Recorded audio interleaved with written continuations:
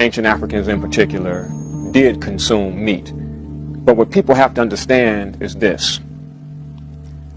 Back then, in the days of the ancients, they did not eat the type of meats we're eating today. Because a lot of the so-called meat that people are eating today is not even meat. A lot of the foods that we have eaten in the past 60 years or so are not digestible. The animal protein that we're eating can't be digested because there is no data in the genes to know what to do with it, because it's manufactured. Not only is it manufactured or created through crossbreeding, it also is preserved. You know, when I tell people that I haven't eaten meat in 14 years, oftentimes the first thing they'll say is, well, how do you get your protein? Where do you get your protein from? You know, and I always throw that question back at them, you know, by saying things like, well, where do you get your protein? And they'll go on to tell me that, well, I get my protein from chicken breasts, I get it from beef, you know, no meat, from meat sources. And I always kind of chuckle at that. I said, well, that's interesting that you would get your protein from an animal who's a vegetarian. So let me get this straight. Instead of eating what the animal eats, you rather eat the animal. Okay. All right, I respect that. To each his own.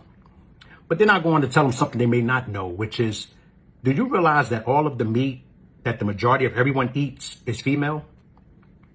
Yeah, it's female. You see, you eat cows, not bulls. You know, you eat hens and chickens. You don't eat roosters.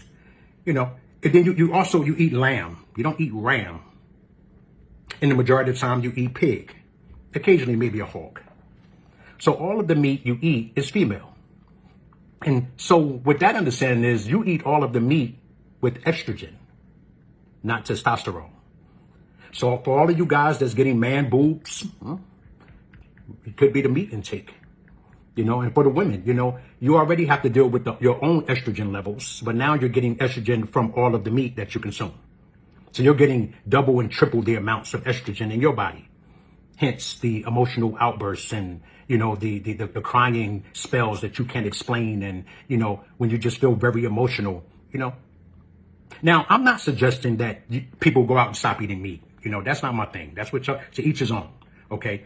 But what I would suggest is that you give your body a break from time to time. America, which I got to say. Let's make a pot roast. And as I pulled it out the slow what that look like? Pay attention. Bro, what is that? Bro, that's a nipple, bro. It ain't a cow nipple. It ain't a pig nipple. Yeah, they feed What's up? people. Come on, y'all. Tried to get me to eat some woman titty. The movie Cloud Atlas showed how women were cattle being failed to each other. Kind of like how some farmers do pigs and chickens here on this planet. Believe what you want, but that video does pose a question. What is the supplement meat that we are eating in these chickens and porks and cows? Because there's literally not enough on this planet to feed the human race at the rate that we are eating all of these things. Who can make it make sense? And are we ready for the truth?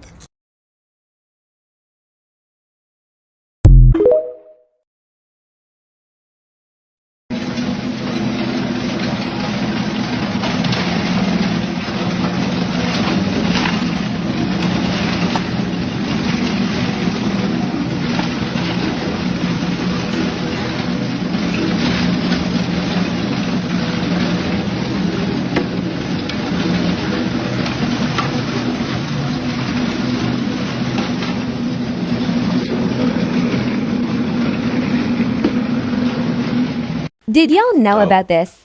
No, not the burgers. Not the burgers. No. Check this out, y'all. Raw meat arrives in 2,000-pound boxes from the slaughterhouse and is mixed together by the ton. This is a combo bin of meat. A combo bin is 2,000 pounds approximately of meat that's coming in from a boning facility where they take it off the carcass and put it into here. The meat in these boxes comes from many different animals and many different places. Many different animals. Some is even from overseas. All of it is ground together to make the juicy hamburger Americans love. You said animals, Hamburger used to be the scraps left over from butchering just one cow. But a significant change has occurred. Now, parts of many cows are blended together by the ton. If we take the meat from one animal and grind it up and make ground beef from just one animal, we're including only the bacteria from one animal. But if we take the meat from 1,000 different animals and grind that together, we're pooling the bacteria from 1,000 different animals as well. So explain this to me. How many different cows would be in one burger? Well, I suspect that there are hundreds or even thousands of animals that have contributed to a single hamburger. We gotta stop eating this shit, y'all. Stop eating meat, part 3. Now, in case y'all don't know, we are not designed to eat meat. Look at our teeth. We're not carnivores. Animals is meant to eat meat. Please stop saying God made animals so we can eat them. Bro, do y'all listen to yourself? Why would God give animals consciousness, give them a whole life just so we can kill them and eat them? That Bible got y'all so programmed. Got y'all not caring about other life. And before y'all say I need meat for protein, protein comes from plants. When plants perform photosynthesis, they extract the protein from the nitrogen. And animals eat the plants and then y'all eat the animals. So you getting secondhand protein. I have to remember, everything is energy. And eating meat is eating dead energy. Before the animal died, they were scared and depressed because they was about to die. So when you eat that, you're gonna get them same psychological effects. So you might wake up and feel moody, but throughout the day, you're just sad, you don't even know why. And it's not meant to be in our body. That's why people have random stomach pains. When you eat meat, it puts you on a whole nother frequency. It's called the carnal plane. That's why people out here doing all this wicked stuff, killing people, acting like animals, because you eat animals, you are what you eat. If you haven't already, go watch my previous parts. I'm gonna say more to life for part 4. Bernstein grinds his own hamburger these days. Why? Because this former USDA scientist, now whistleblower, knows that 70% of the ground beef we buy at the supermarket contains something he calls pink slime. Beef trimmings that were once used only in dog food and cooking oil, now sprayed with ammonia to make them safe to eat, and then added to most ground beef as a cheaper filler. It was Bernstein who, in a USDA memo, first coined the term pink slime, and is now coming forward to say he won't buy it. It's economic fraud. It's not fresh ground beef. It's a substitute. It's a cheap substitute being added in. Bernstein and his fellow USDA scientist Carl Custer both warned against using what the industry calls lean, finely textured beef, and is widely known now as pink slime. But their government bosses overruled them. Why didn't you consider it beef? Because it was a salvage product. Leftovers? Fat that had been heated at low temperature and the excess fat spun out. Here's how it's done. Those waste trimmings are gathered, simmered at low heat to make it easier to separate fat from muscle, put in a centrifuge and spun to finish the separation. Next, the mixture is sent through pipes where it's sprayed with ammonia gas to kill bacteria, and finally compressed into bricks and flash frozen for shipment to meat packers and grocery stores where it's added to most ground beef.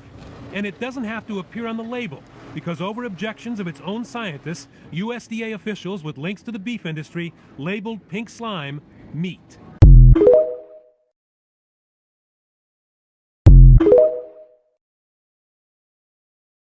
Ah, meat. The most dopamine-releasing way to get protein into the human body, flesh.